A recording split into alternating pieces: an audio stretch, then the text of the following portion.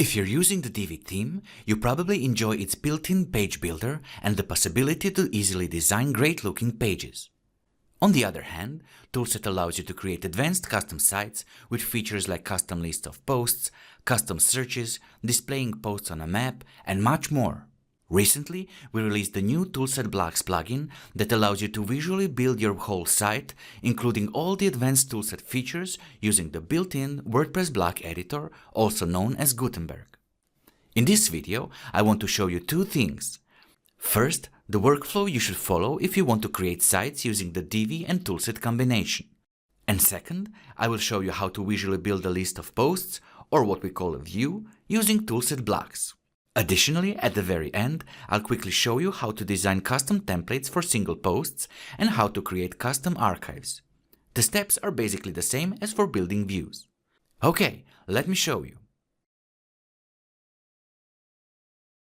Here's a demo site for a yoga studio for which I used Divi. The home page is made up of Divi stuff, but look, all the content on this page is static. For example, this section about instructors uses the Divi person module, which looks great. However, the content exists only inside this page, which of course has plenty of limitations. For example, what if the visitor wants to learn more about each instructor by clicking on them? What if your site grows and new instructors appear? And how easy will it be to make all the updates manually, not to mention updates in design? The solution to all these problems is to use dynamic content instead, which is based on custom post types, custom fields, and taxonomies. And this is where Toolset is your best friend, for both creating and displaying content without any programming skills. As a rule of thumb, you should not mix Divi and Toolset elements on the same page. It will help you avoid cross-compatibility issues with future releases. Instead, do what we will do here. We use Divi to design fancy pages like our homepage, and Toolset to build and design all the dynamic, advanced site features.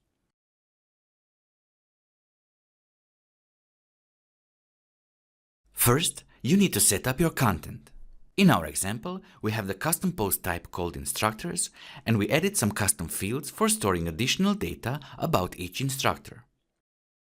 You can also add custom taxonomies, like instructor specialties in our case. And that's it, that's all we need to start. To add the custom post types, custom fields and taxonomy, use the Toolset Types plugin. So again, on our home page here, we want to allow people to click and view all instructors on a separate page. We start by creating a page and giving it a name. We want to have full control over the dynamic aspects, so we select to use the default editor, which together with Toolset Blocks provides you with everything you need. We design everything by adding blocks inside the main area. Blocks are basically the same as what modules are in Divi. Use the right sidebar to tweak the options for the currently selected block. To create a dynamic list of posts, we need to insert a Toolset View block. You will find the full list of Toolset blocks under the Toolset section. Toolset blocks are unique and important for you because they allow you to display dynamic content coming from custom fields, taxonomies, and standard post fields. We select the View block and give our view a name. We don't need pagination, so let's disable it. We also want to display our instructors in a grid. And we want our view to display only posts coming from the instructor's post type. Cool! Now we are ready to design the output using Toolset Blocks. Here, the orange border indicates the designing area, which represents a single post. Remember, we want our single posts in the view to look like this. We'll start by adding a container block. It allows us to group all the elements inside it, and we can give it a background plus some other effects. Now, let's insert the image block. Yes, we want to use the dynamic source and choose our group of custom fields, and then the image field itself. As you can see, the view automatically updates to show us our list of posts. Let's make our image a clickable link to the instructor's individual page. In the right sidebar, expand the link settings section, and again, let's choose a dynamic source, and this time the post URL. Let's add the instructor name now. Insert the Toolset heading block. Let's set it to H3 and center align it. Make it dynamic and choose the post title as the source because the instructor name is stored as the post title. We want the font styles to match the other styles used on the yoga site, so now let's adjust the typography a bit. Expand the typography section, select Poppins in the font field, and set the font size to 18 pixels. Let's change the default color of the text to a custom gray one. Now, let's also adjust the margin. We'll set the top margin to a negative value to balance the extra space added for the image caption, which we don't use in this case. Okay, that looks pretty good. Let's add some more elements to our container block. We want to add the instructor specialty, which is a custom taxonomy in our site. For this, a single field block is a perfect choice.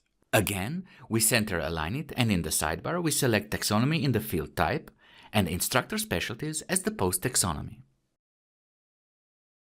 Let's quickly adjust the typography. This time we choose open sans for the font family and 14 pixels for the font size. Let's use a custom color again, this time a lighter shade of gray. Okay, let's insert a short description for each instructor. On our site, this is stored as a post content. For this, we can use the single field block again. We center align it. And now we set it to standard field, but we don't want to show the full description, so the post excerpt will be just fine. We can control the number of words being shown. Let's reduce it to 14. And let's do a few adjustments to our typography. We set the open sans as the font family, set the size to 14 pixels, and select a different shade of gray for the text color. It looks good! Finally, let's add the Learn More button. For this, we insert the Toolset button block. Again, let's center align it and change the label. We want to use a dynamic source to link to the individual instructor's page.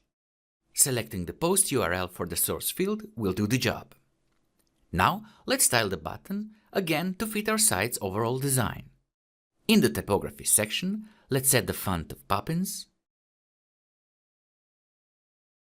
Choose 600 for the font weight and 14 pixels for the font size. Let's also increase the letter spacing and set the color to a custom green. Finally, we set the text transfer property to uppercase. Okay, we are done with typography, so let's move on to the style settings. We can make the button background transparent,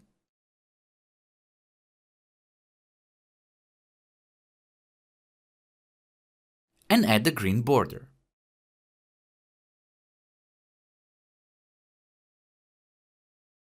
We need rounded corners, so let's set the border radius to 100.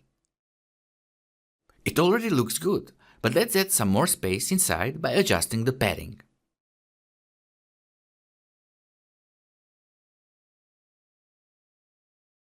Okay, that's looking pretty nice. We're almost there. Let's style our container block a bit. To do this, we need to select it first. Click the block navigation button. It gives you a list of all blocks and their hierarchy. We click to select the container block. First, let's adjust the spacing. We increase the padding to 30 pixels on each side and add 40 pixels for the bottom margin. And let's also add some nice shadows.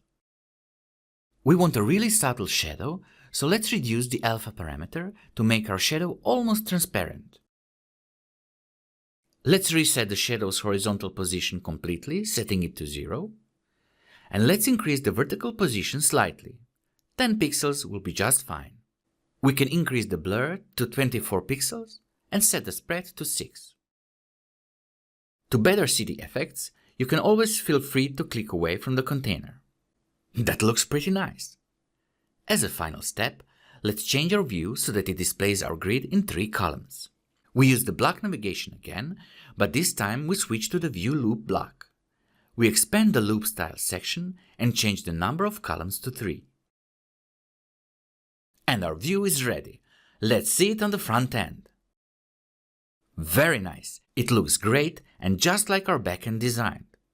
But let's just get rid of this sidebar. Back in the editor, switch to the Document tab in the right sidebar and set the page layout to No Sidebar.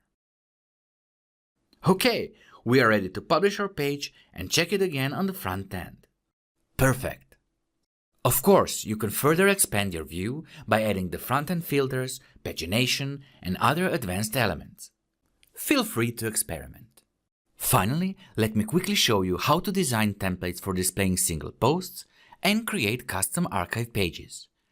To design a template for single posts, simply go to the Toolset dashboard page and in the row for your post type, click to create a content template.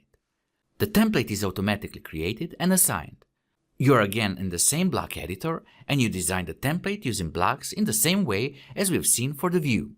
Here's an example of a finished template. And here it is on the front end, all designed using Toolset and the block editor. And creating a custom archive page is virtually the same. Go to the Toolset dashboard page and in the row for your post type, click to create an archive. Again, you are taken to the block editor and you can design your archive using blocks. And here is our archive on the front end.